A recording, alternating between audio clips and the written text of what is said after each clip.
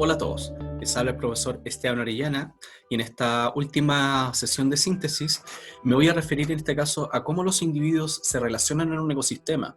Más allá de las relaciones de alimentación, los individuos pueden establecer vínculos o relaciones entre miembros de la misma especie o por ejemplo con especies distintas. Relaciones por ejemplo de ayuda para perjudicarse, competencia, etcétera, etcétera. Y vamos a ver cómo, por ejemplo, nosotros como especie, en relación con nuestro medio ambiente, generamos lo que se denominan externalidades, que pueden ser positivas, pero en este caso vamos a hablar del impacto negativo que tiene la actividad humana. Cuando hablamos de relaciones intraespecíficas, nos referimos a cuando son entre miembros de la misma especie. Entonces, en este caso, tienen que diferenciar, por ejemplo, estos cuatro grandes grupos. Cuando hablamos de una agrupación gregaria, los individuos se desplazan, básicamente migran, y eso ¿qué permite? Permite dar una sensación de seguridad, de protección. Cuando hablamos de una agrupación estatal, típicamente son las colonias de insectos, colonias de hormigas, de termitas, etcétera, etcétera. Por lo tanto, existe una división del trabajo. Cada individuo tiene un rol asignado en este caso en esta colonia y eso les permite en este caso poder sobrevivir. Cuando hablamos de una agrupación familiar, los individuos comparten en este caso comparten la sangre, comparten su genética, y es raro, se pueden dar los casos, pero es raro que se reproduzcan entre ellos. Más bien, estos individuos se van a ayudar para poder transmitir el legado genético de la especie. Esa ayuda que se genera entre los individuos, para que lo anoten, se denomina altruismo. ¿Okay? Una agrupación colonial se tiende a confundir con una agrupación estatal, porque como ejemplo de la agrupación estatal tenemos las colonias de insectos, pero una agrupación colonial los individuos son muy diminutos y por sí solos se mueren. Necesitan unirse a otros individuos para poder sobrevivir. Por ejemplo, las esponjas, las medusas, en este caso las hidras, los corales. Esos individuos, en este caso, forman un gran conglomerado que les permite, en este caso, sobrevivir. Cuando hablamos de relaciones interespecíficas, en este caso, recuerden, son entre miembros de distintas especies.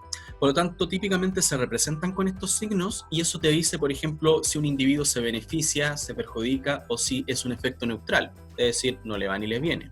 Tienen que manejar diferencias, por ejemplo, entre mutualismo, protocooperación, entender de que en este caso, cuando hablamos de simbiosis, los individuos viven juntos, se necesitan mutuamente. En cambio, hay otras relaciones que son del momento.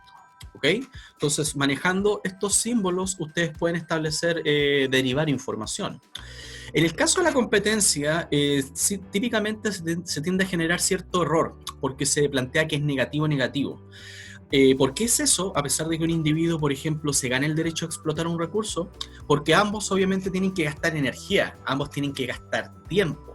¿Y eso qué implica?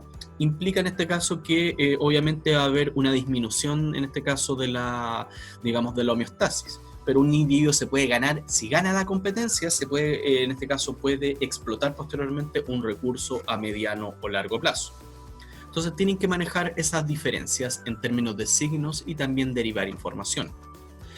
En este contexto, nosotros también nos relacionamos con nuestro medio ambiente, pero en este caso, obviamente, la actividad humana se basa en la extracción de recursos. Por lo tanto, el problema radica en que los recursos que se obtienen para poder sostener una economía, los residuos que se generan, todo lo que se genera a partir de esta actividad económica, si no está obviamente bien gestionado, va a generar básicamente contaminación. A ustedes les van a preguntar, por ejemplo, por eventos clásicos. Por ejemplo, lo que tiene que ver con eutroficación, en este caso con la destrucción de la capa de ozono, la potenciación del efecto invernadero. Por ejemplo, cuando se introducen especies foráneas, cómo compiten con las especies nativas. Por ejemplo, eliminar depredadores tope del ecosistema. Entonces, en ese sentido, a ustedes les van a preguntar básicamente por eventos específicos. No tienen que manejar el detalle, sino que centrarse básicamente en esos tipos de interacción que el hombre desarrolla con su medio ambiente y entender de que en este caso los efectos, o en este caso también se denominan externalidades negativas, por los efectos de contaminación asociados. Eso sería entonces, con esto finalizamos nuestra síntesis en este caso de los contenidos para su módulo común de biología y como les digo, ha sido un gusto. cualquier duda, por favor, no duden en contactarme. Que estén muy bien. Adiós.